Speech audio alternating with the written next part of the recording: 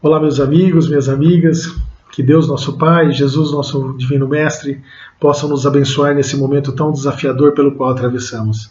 Estamos aqui hoje para a reflexão do capítulo 6 do Evangelho segundo o Espiritismo, o Cristo Consolador, tema extremamente atual.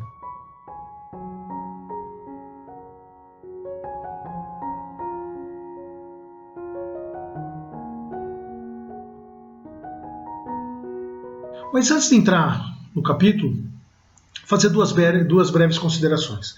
A primeira é que na introdução ao Evangelho segundo o Espiritismo, no item 1, Objetivos dessa obra, Kardec vai nos dizer que a moral cristã, ela levanta uma ponta do véu que nos ocultava a vida futura.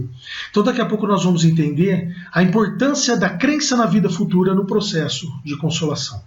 Segundo ponto que nós precisamos observar é que o capítulo que antecede o capítulo 6, o Cristo Consolador, ou seja, o capítulo 5, fala de bem-aventurados os aflitos.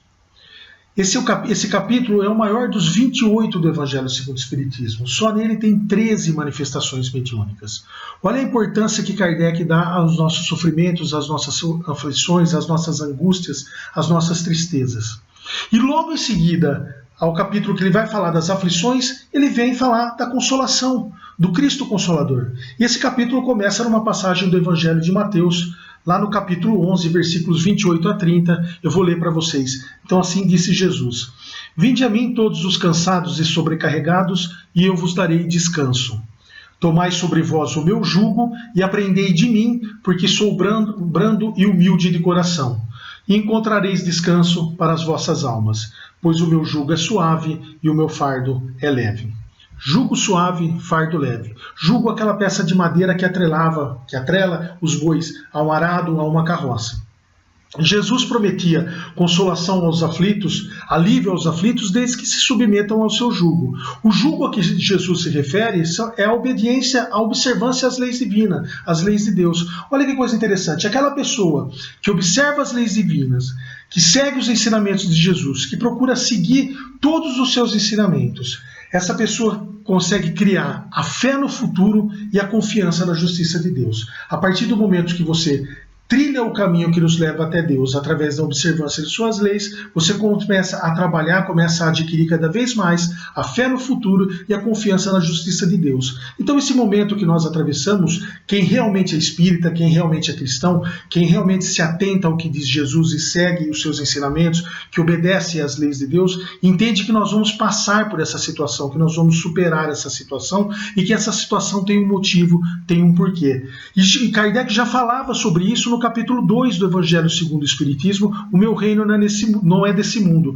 No item 5 do capítulo 2, Kardec vai falar sobre o ponto de vista. E Kardec diz que você tem que olhar para as coisas, para as situações que você passa na sua vida, sob o ponto de vista espiritual. Quando você passa pelo ponto de vista espiritual, passa realmente a olhar as coisas pelo ponto de vista espiritual, você adquire paciência e serenidade e você compreende que esses incidentes, essas dificuldades que a vida nos apresenta, são incidentes passageiros. Isso também vai passar. E você crê, você adquire a confiança realmente que isso vai passar. Isso começa a se tornar um processo dentro de você que vai ficando cada vez mais forte e vai trazer isso com um ar de um pouco mais de otimismo para a pessoa. Você, enquanto cristão, vai levar uma mensagem de otimismo, uma mensagem de esperança para as pessoas, com a crença na vida futura, com a crença na imortalidade da alma. Aí Jesus vem, nos ensina isso, exemplifica durante a sua passagem aqui enquanto encarnado entre nós sobre a imortalidade da alma, sobre a importância da crença na vida futura. Jesus retorna ao plano espiritual, a humanidade continua, a humanidade vai se afastando das leis divinas, a humanidade vai se afastando de Jesus, mas Jesus no Evangelho de João, ainda encarnado, diz o seguinte, lá no capítulo 14, vai falar sobre o Consolador prometido, que é o item 3 do capítulo 6 do Evangelho segundo o Espiritismo.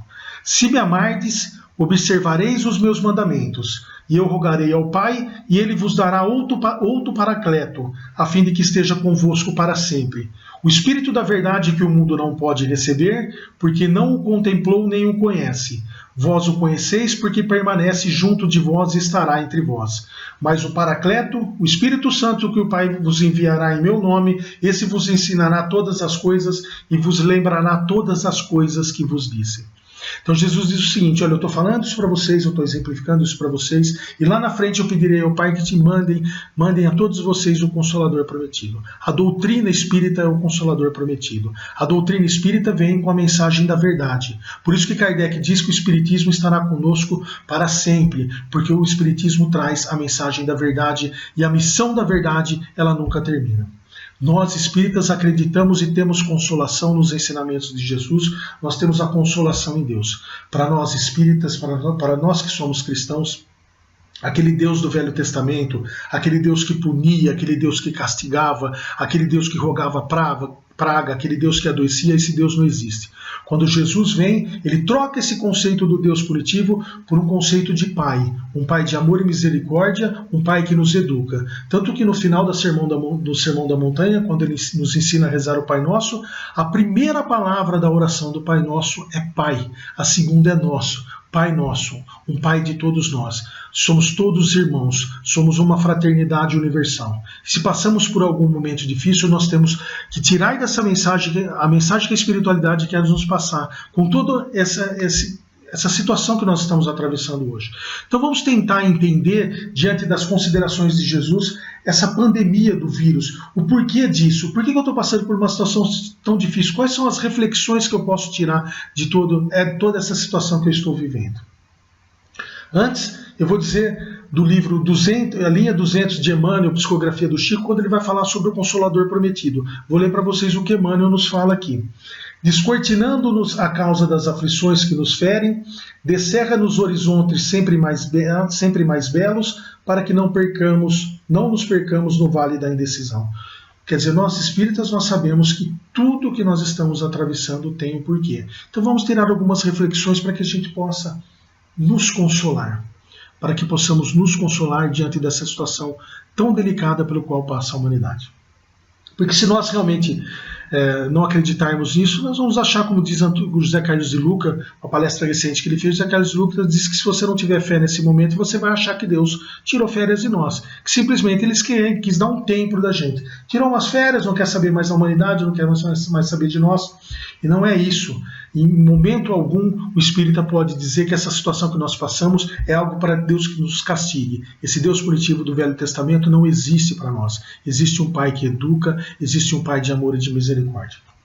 Primeiro ponto que nós temos que tirar dessa pandemia que nós estamos vivendo, dessa situação tão complicada, é que nós estamos isolados socialmente. Eu não gosto da palavra isolado, eu prefiro a palavra protegido. Nós estamos nos protegendo. Mas se você encarar como um isolamento social, muitas pessoas estão isoladas com a sua família. Muita gente está passando por esse momento dentro da sua própria casa, trabalhando em casa, com a sua esposa, com os seus filhos. E aí nós temos que lembrar duas questões do Livro dos Espíritos. A questão 696, Kardec pergunta assim para o Espírito da Verdade: qual seria para a humanidade os efeitos do término do casamento, a abolição do casamento? O Espírito da Verdade responde a Kardec: o retorno à vida dos animais. Na questão 775, Kardec pergunta ao Espírito da Verdade: o que aconteceria se afrouxássemos os laços de família? E aí o Espírito da Verdade vai responder a Kardec: um agravamento do egoísmo, o recrudescimento do egoísmo, o agravamento do egoísmo. Olha que coisa. O Espírito da Verdade diz que o casamento é uma ferramenta importantíssima de evolução espiritual, que os laços de família são importantíssimos para a evolução do nosso espírito. Nós estamos protegidos, isolados dentro da nossa casa com a nossa família. A primeira lição que nós temos que tirar de toda essa situação que nós estamos vivendo é que nós precisamos fortalecer os laços dentro da nossa casa, com a nossa esposa, o nosso casamento. Quanto tempo que eu não olho para minha esposa e digo para ela: eu te amo, desculpa não te falar isso todos os dias? Quanto tempo que você não para conversar com seu filho, que você não pergunta dos problemas da escola do seu filho, que você não pergunta quais são os problemas que seu filho está atravessando? Usa essa situação que nós estamos isolados dentro da nossa casa, protegido do contágio do vírus, para fortalecer os laços de família, para fortalecer os laços do seu casamento. É a primeira grande lição dessa situação que nós estamos vivenciando. Uma outra coisa que nós também temos que analisar é que nós estamos fisicamente distante de pessoas que nós gostamos, de pessoas que nós amamos. E hoje nós estamos vendo quanta falta nos faz um abraço, quanta falta nos faz conversar, quanta falta nos faz estar do lado dessa pessoa. Esse isolamento social que a pandemia nos trouxe, serve também que nós possamos refletir, porque brevemente estaremos, se Deus quiser, superando essa crise do coronavírus, estaremos novamente voltando ao convívio com contato físico. A importância de um abraço, a importância de conversar, a importância de dar atenção para as pessoas. Quanta gente quer conversar conosco e nós dizemos que não temos tempo. A pessoa liga para a gente, a pessoa procura a gente, eu preciso falar com você, você vai dando desculpa, vai falando, olha, agora não dá, porque eu estou cheio de trabalho, uma hora te procura, acaba não procurando. Pensa nisso. Essa falta que o contato físico está nos fazendo, a hora que essa pandemia terminar, vamos valorizar muito mais isso, vamos dar importância a isso, a nossa convivência, as nossas relações, as relações de amizade, as relações de fraternidade que nós temos que ter entre todos nós. Outro ponto importante também, que nos consola, a hora que nós passarmos por essa situação, que vai ser um grande fator de consolação para todos nós, é que esse vírus também nos trouxe a necessidade e a importância de aparar os nossos excessos. Hoje nós estamos vivendo tendo que racionar o que nós temos dentro de casa, o que nós compramos, corre-se o risco das pessoas correrem aos supermercados de faltarem alimentos. A Folha de São Paulo, domingo passado agora, desse último domingo, ela publicou uma reportagem que a fome está chegando na periferia de São Paulo muito antes que o vírus. Que crianças que tinham 5 refeições nas escolas, nas creches municipais, nas quais elas estudavam, às quais elas pertenciam, hoje elas estão passando arroz e água. Muita criança está numa dieta de arroz puro e água, porque não consegue mais ir para a escola, e os pais não estão conseguindo ir trabalhar. Muita mãe doméstica, muito pai que trabalha como pedreiro não pode ter acesso ao seu trabalho em virtude do isolamento social. Nós temos que aprender a aparar os nossos excessos. A hora que isso terminar, dar uma importância maior, porque a hora que o vírus for embora, a hora que nós conseguimos nos imunizar dessa doença, a hora que tivermos uma vacina e tomarmos a vacina, muitas doenças ainda acontecerão no mundo. Uma delas, um dos grandes problemas da humanidade é a fome. Vamos nos preocupar com as pessoas que têm muito pouco para sobreviver, as pessoas que procuram que comer numa lata de lixo, as crianças que são criadas ao lado dos esgotos, as pessoas que não têm sequer o mínimo necessário para sobreviver. Esse isolamento social, com esse racionamento das coisas que nós temos usado, tem que servir de lição para que a gente possa levar uma vida mais simples, uma vida mais humilde, uma vida sem excessos, uma vida de suficiência e pensar realmente no próximo, pensar nas pessoas que sequer têm o mínimo para sobreviver. Um outro ponto também que esse vírus nos traz uma lição muito grande é da família universal, da fraternidade, dos laços espirituais que unem o mundo todo. É um vírus que derrubou as fronteiras das cidades, dos estados e dos países. É o mesmo problema no mundo todo. Nós nos comovemos vendo o desencarne de várias e várias pessoas que estão retornando à pátria espiritual em decorrência do vírus.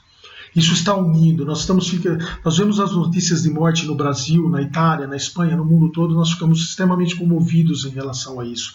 Então vamos tirar também a lição dessa pandemia, desse vírus, a questão da família universal, a questão dos laços espirituais que nos unem a todos, dos nossos irmãos que estão aí nas ruas, estão no desamparo das ruas, as pessoas que precisam da nossa ajuda para ter uma vida um pouquinho melhor. A hora que nós sairmos dessa pandemia, sairmos de toda essa situação difícil que nós estamos atravessando, nós podemos tirar muito aprendizado dela e podemos tornar a vida das pessoas melhores, tornar o mundo que nós vivemos muito melhor. Nós temos que, enquanto espíritas, enquanto cristãos, acreditar na vida futura, acreditar que a doutrina espírita realmente é o consolador prometido, que tudo que nós estamos vivenciando tem um porquê e que, comandando tudo isso, é um Pai de extrema misericórdia e bondade que todos os dias nos dá a oportunidade de fazermos uma vida nova para nós e uma vida melhor também para os nossos irmãos que tanto precisam de nós. Foi um grande prazer tentar dividir essa reflexão do Evangelho com vocês e que a paz do nosso Mestre Jesus permaneça conosco agora e sempre. Muito obrigado.